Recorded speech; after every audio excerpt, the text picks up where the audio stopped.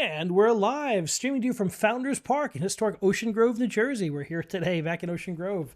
We are delighted you can join us for Music Matters with Jason Tramm. Thank you so much for joining us for our unique podcast community, where we explore the triumphs and challenges of the performing arts world as seen through the eyes of distinguished colleagues. Thank you so much for helping us grow. We just hit 1,601 subscribers on YouTube, so thank you so much for helping us. And remember, hit that subscribe button and smash that bell icon for the most up-to-date information on our upcoming guests and topics. And we like to have topics and guests from all different walks of the performing arts life. We go from opera singers to rock musicians to indie singer-songwriters and everything in between. You can also see our over 210 past episodes on our website at www.jasontram.net. We have a great guest today. We have Adam Spencer, who is a theatrical professional, but he has an incredible range of professional activities. He worked for Cirque du Soleil, setting up the gigantic tents that you may have seen all over the world. And he's been active in the circus world for a long part of his career. We're delighted he can join us today. He's got a background in a lot of other as well. We're going to have a fun conversation today. Welcome, Adam. Hello, how you doing? Nice to. So yes, you are my first circus professional, someone who's actually had that life, and I got to meet you this summer, and I met your family as well, and it was a pleasure to meet you up at the Phoenicia Festival, and I was like, this guy's got an awesome and interesting career. Yeah, it's been a long way, since you saw me with the chicken. So you lent your chickens to the production we were doing, the Pagliacci in Phoenicia, and that chicken gag was one of my favorite parts of that show.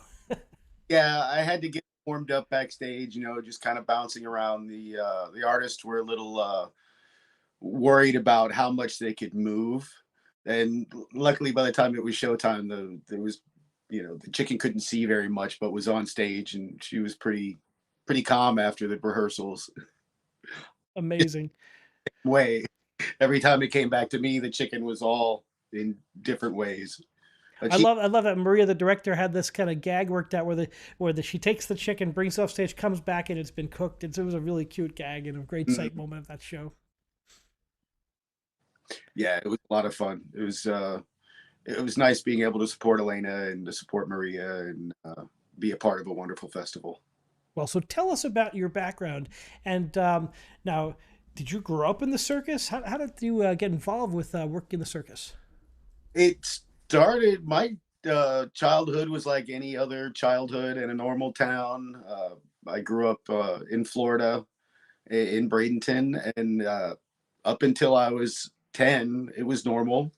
I had a single mother, and she ended up meeting a man who was third generation circus rodeo, and they kind of hit it off. She saw an opportunity to, one, get out of town and to maybe make another life for her. And so she left in the middle of the night. And I went to school the next morning, not knowing. I came home from school and there was a note that said, pack a bag and go to your grandfather's. And so that was my introduction to entertainment. And then from then, I would go visit them on the road, and they were telemarketing in the 80s for small circuses. And then eventually they decided to produce their own show, telemarketing it. So by the time I was 13, 14, was in almost every high school, middle school gym in Georgia and South Carolina, doing one-day stands for 24 weeks a year. And then going back home and being a normal kid with all my friends. And then it turned into, they went separate ways. I kind of left the business for a short time, was still pretty young, and got an opportunity to do concessions on a circus mud show, a traditional American circus that was out of Windham, New York. I did that for quite a few years. Would do props, set up, tear down the show, assist with any act that was needed assistance. Became the tent boss of that show and was in charge of setting up the tent and laying out the lot, and I was doing that at like 25, and then kind of got out of the business for a little bit longer, and then found my way to another circus, and then I got let go from that circus, but then got recommended to another circus, and that circus was Big Apple Circus. So then I was in the Certainly heard of that one. That's a gigantic one, huh? yeah, that was a formidable part of my career was made at Big Apple Circus. I have some very fond memories of wonderful and some very difficult times. Uh, started there on prop crew, so I was in ring crew, moving everything that happened during the show, before the show, after the show, and still setting up the tent. I spent a year at that position and was offered the assistant tent master position, and then held that position for quite a few years until I, decided to break away a little bit and pursue production and making my own show. And that was a big failure. It was it didn't work You out are so. only learn by failure, right? That's how you learn. You got to get out there and try it. You find out what you're good at and what's going to work, and the next chapter. Yeah, I'm not an office guy, and so I ended up going back to Big Apple Circus, and then from there moved on to Cirque du Soleil. Got an interview there. Luckily, the person who was hiring came and visited me at the circus I was working at and gave him a tour, and so it was a good. It was nice for the Big Apple Circus to allow me to have my interview on their site with another company, and then from there it was Cirque du Soleil. It was traveling and to more unusual, exotic locations than just the northeast east of America. You've taken your circus on a global scale. So, what was it like to get to travel the world, bringing an act like Cirque du Soleil, which is one of the most incredible and dynamic acts I've ever seen? I saw it in Las Vegas, and there's just nothing like it. You're like a rock star when you come into town. You have the logo, and the show hasn't been there in 2 years, and you show up at a bar or a restaurant, and hey, drinks are on the house. It's it was good. You could if you bumped into other people in the world that were notable, and you could trade tickets with them. So I got a chance to see a couple bands from swapping Cirque tickets to seeing Manu Chao or seeing Moby in different places in the world. It was good with the ticket swaps. I really enjoyed that. And everybody Cirque tickets. What are some things you learned in the formative parts of your career about what it's like to be a part of these incredible operations?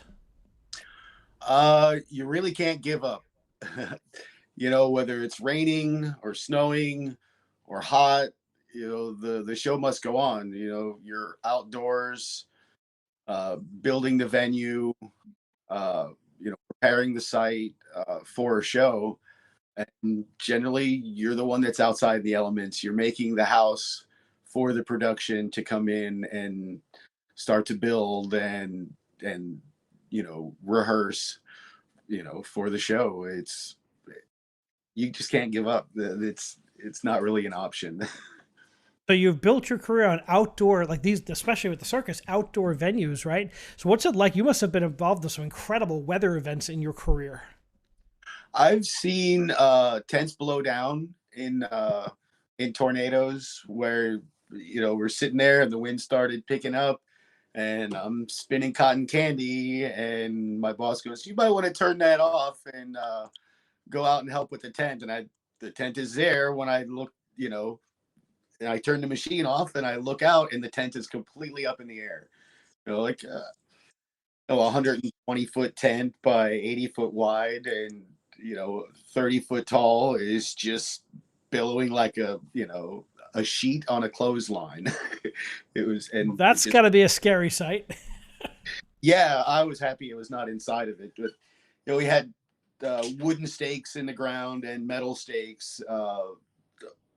90% of the wooden stakes on the wind side broke off at the ground, and the metal stakes were just kind of spinning, got pulled out of the ground, and were just whipping through the tent. And 15 minutes before showtime, so like, okay, what do we do? The first show is canceled. We completely pull everything away from the seats, and we just go blue sky. There's no aerial acts, obviously, but as long as there was people there to see the show, we made the show.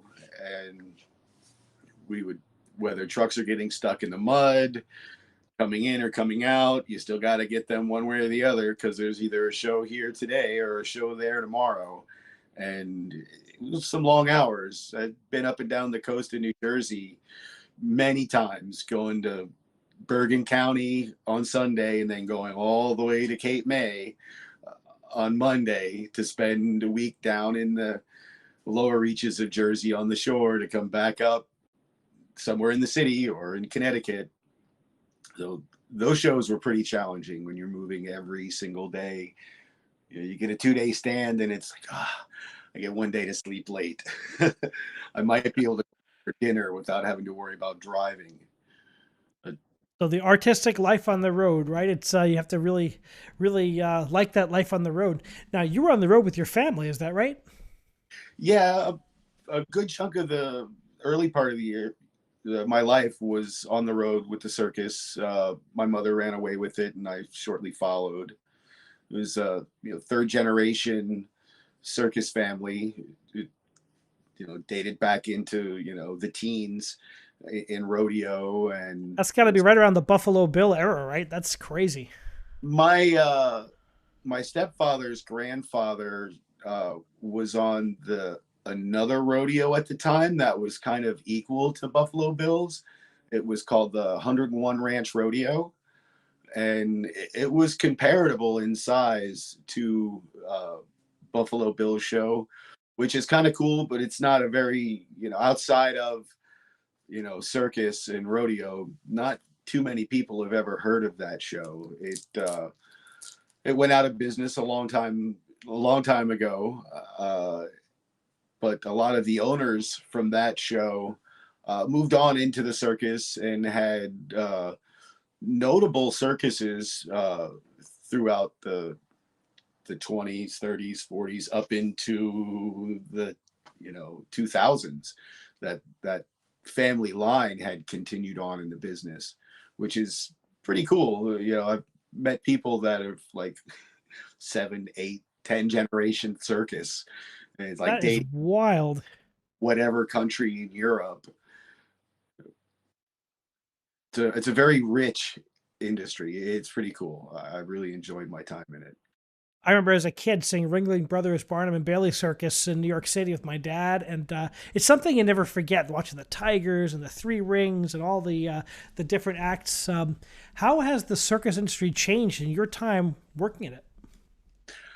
Well, it has changed a lot when you think of the introduction to Cirque du Soleil and going without animals, and the way that the acts have been presented, where there was more focus on new music, original compositions with the music, and as stages changed, you're going from dirt and sawdust to $500,000 stage, and that's not including the rest of the production around it.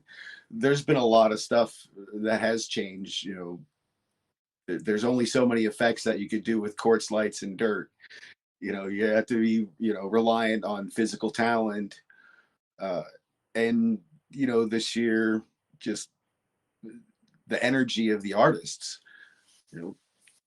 where you get the same energy at Cirque, but you have so much more supporting them. You have a live band, original compositions, you have lighting designers, wardrobe designers, makeup, all these other components that are put into that physical performance.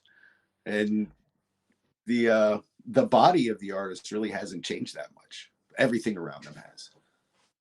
It's fascinating how I love how art keeps on reinventing itself. Take a look at opera, for example. Opera has been around since around 1600, but every generation adds something new to the opera. Now it's projected images and a much more modern and sleek look. But when you get down to it, it's still the same music. It's still the same orchestra. And the singers are still similar, and we just add today's stamp on it.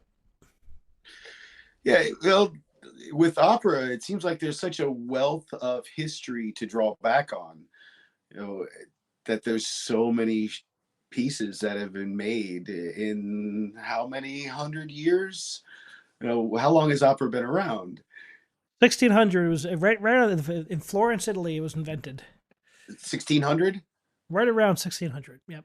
So you got several hundred years of material to reinvent, which is awesome because there's a lot of stuff people haven't heard, and it's kind of goes into the what's old is new. It just changes with time, and it's nice that we, as artists, get a chance to reinterpret some of this stuff and bring it to life again. So there's a lot of entertainment out there, but we kind of like to see new stuff. And, Constantly being invented, right?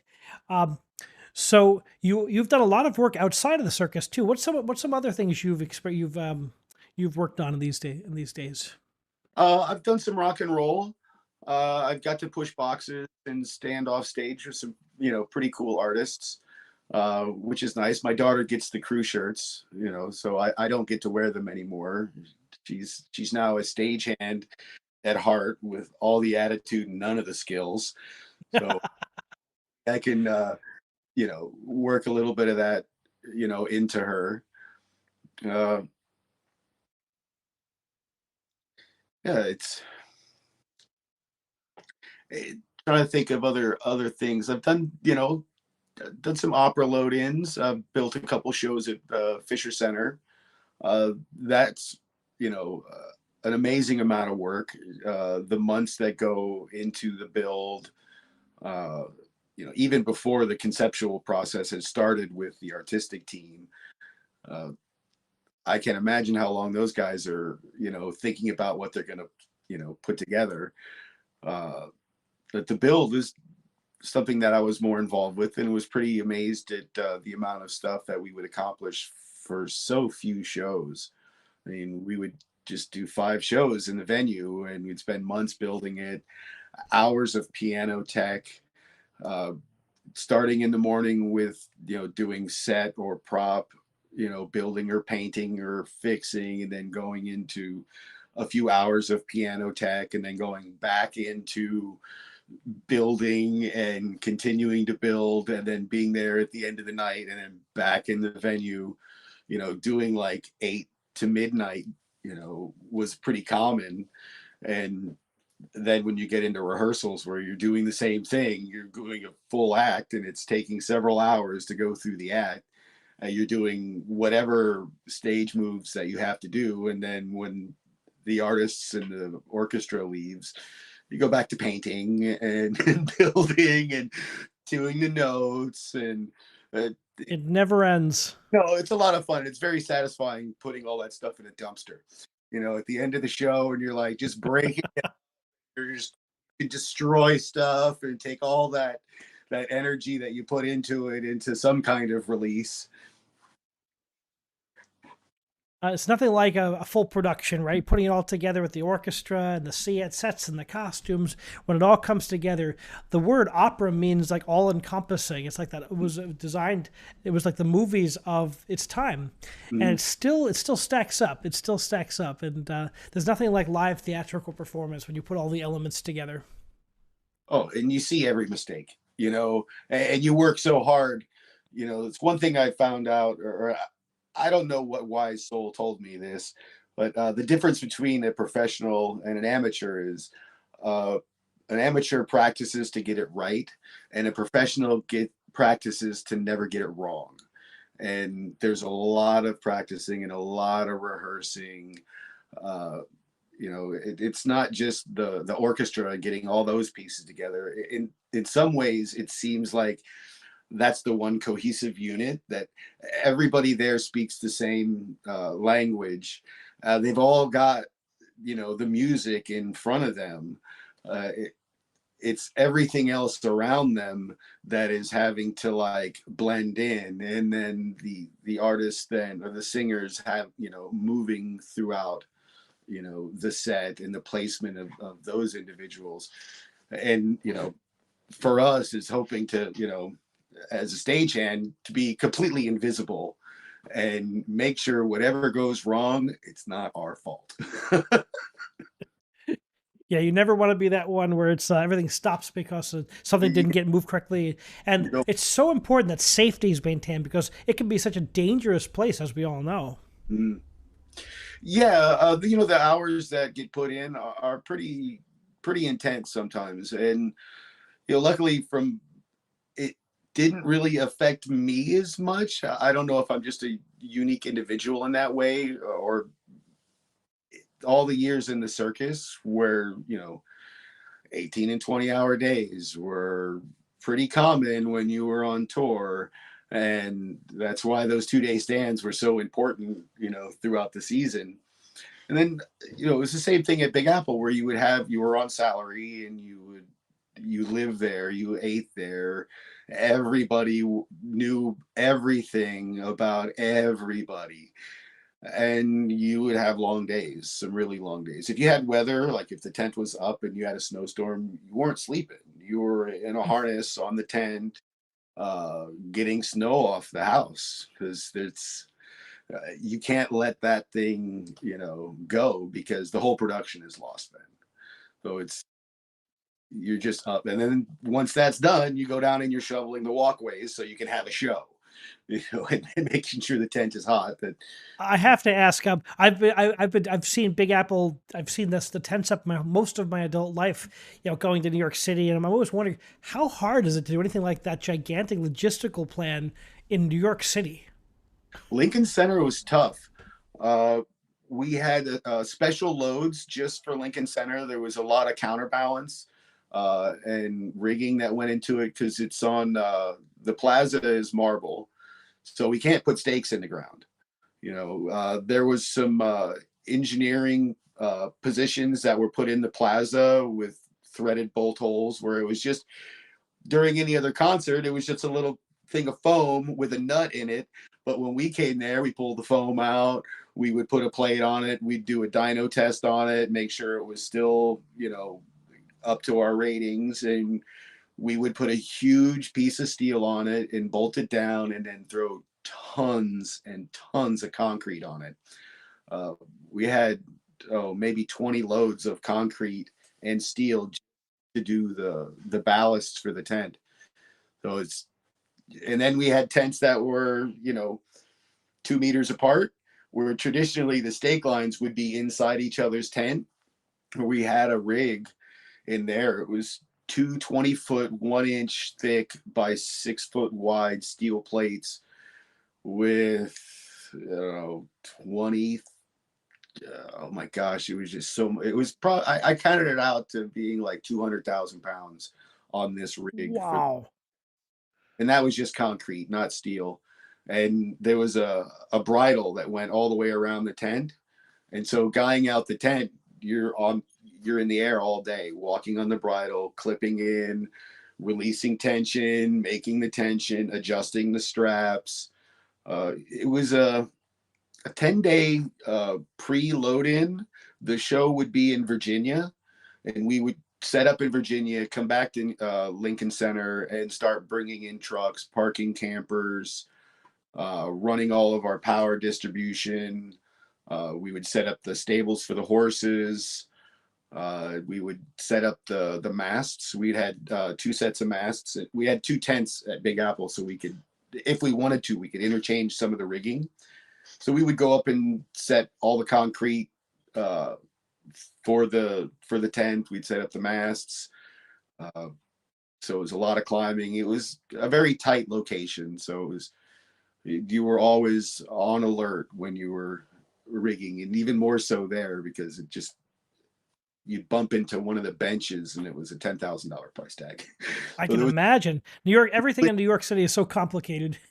some places you could just bulldoze through the yard and do whatever you want, and it wasn't the care of the parking lot or the yard wasn't as critical as being on marble, being next to the Met, being next to the City Opera, being on 62nd Street, where you got your you know putting trucks in a little driveway like you're threading needles, and there's the traffic on the street. So it was pretty intense. It was a lot of fun. You were loading a lot of heavy weight in all conditions. You know, the load in was usually nice because it was around this time of year. It was fall. The winter time was when we were loading out in January. Everything could be ice. I've been Oh, frozen around there doing work under a trailer, and there was a leak, and it's like I get done and I can't move because I'm frozen to the ground. wow. How many people set up do the load in and the setup for a project of that size? What's the crew size? Let's say we probably had about 30 from the house and concessions departments. They were about 15 each. Tank crew was about 5 to 6 people. There would be another 8 on the ring crew. The electrics would be 1, 2, 3, 4, 5, another 6 people. So, you know, 40, 45 people that were on site.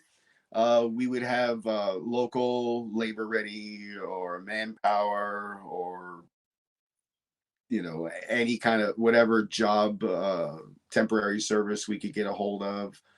Uh, we would always have ads in the Village Voice or any other any other publication that posted jobs. So, and we got people from all walks of life. We would get, you know, college students that wanted a summer of fun, or trust fund kids that were kind of trying to escape their realities, or we'd have people that were straight up off the street, you know, needing a place to stay, needing, you know, some kind of stability. There was a wide range of people that were technicians, and I'm amazed at how some of them have moved off and gone into awesome professions from the circus. I mean, there's a couple authors that were technicians at Big Apple Circus. There's other people that had moved into theatrical technician positions in the industry. Some people that had moved on to film. Other people that had moved from Big Apple Circus to Cirque. Uh, People that, you know, that went off and just, you know, ended up doing nothing with their life. But there's been a lot of people there that had a very small position, very hard position, and that was kind of their launching pad into some other aspect of the industry. Well, it's amazing how, you know, you find yourself and you never know where it's going to take you. You start down that road, and it makes sense to go into theatrical, maybe Broadway, go into musical theater. I mean, the same skill set apply, the same organization, hard work, dedication. How many people were on, like, when you add the cast into that? It could be 100, 125 people, you know, depending on the production and the guest artists, pretty much. There was office people that toured. There was, you know, the concession management that was there. So it was, you know, another 4 people. We had, you know, an artistic department. So, you know, the house manager, the artistic director, his assistant performance directors. We traveled with our box office. There would also be, we had a horse department. So there was, you know, the trainer plus, you know, 3 to 4 grooms. It was a large, you know, community that we had. Well, not large. It was a nice, small, tight knit community. We all were pulling for the same goal. So whenever things got really bad, you would see office people coming out and help. I've been in some storm situations where the artists were family circus performers, and they were in their wardrobe in a robe tightening down the tent because that needed to get done, and they were there and available to help in any way they could.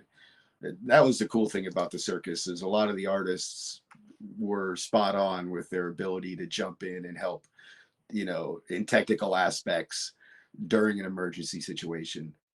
It's amazing how people can band together and pull for that same team. And it's like almost like traveling with a small city when you must be on tour, right? I mean, it's a very it's a pretty big number of people, and you're all living together. Yeah, unfortunately, you get to know too much about people's personal lives. It's really nice to be able to accomplish a lot of things that you would need. I've seen people have, their welding shops with them, and like the horse groom or the trainer could make saddles out of raw leather. So like all of the horses trappings will be handmade from them. uh, I've seen some shows have full on automotive shops where like they would have a fully working semi in tow as the last vehicle that was going down the road. In case something broke down, they could just drop a good truck, hook up the bad truck, and keep going, get that truck on the road. And then if they had to change a motor on site, they had a spare motor in their shop where they would have all the same trucks. So they would have to just, a limited amount of stuff, but whatever they had fit everything in their rolling stock, which is pretty amazing to be able to do that for a touring show. Whereas That now, is stunning to be able to have that type of. But it makes sense to anticipate the absolute worst, because that's what it's like being on the road. You never know what's going to happen. You always have to be dodging and weaving. What are some of the craziest things you've seen in your career? Give us a few. tents blowing down has been pretty crazy. Traveling a lot, you see a lot of accidents. You have friends that roll trailers. Luckily, most of the people I know that, fared pretty well during an accident. There's always mishaps of one form or another, live, from artists falling, unfortunately, to clowns being drugged through elephant manure in the show. It's a, That's a you, thing, huh? yes, and you A really, bad day at the office is very different as we go from career to career. when the show has a security camera and everything's recorded, you're like, can I get a copy of that? You could be a YouTube sensation. Yeah. So it's a shame that came a little late for us, but I'm sure there'd be a lot of incriminating circus videos out there if it had been around 10 years or 20 years earlier. Wow. So now you go from Big Apple, which is such a large operation, to Cirque du Soleil, which it must be the largest in the world, right? I believe it was the largest entertainment company in the planet for some time. I think I know when I was there, they had over 3,000 employees, and they'd only put more shows on the road and more shows into theaters around the world. They could have easily been 4,500 to 5,000 employees uh, pre-pandemic. That's And, stunning. And tell us about the dimensions of one of those, some of the tents you traveled with.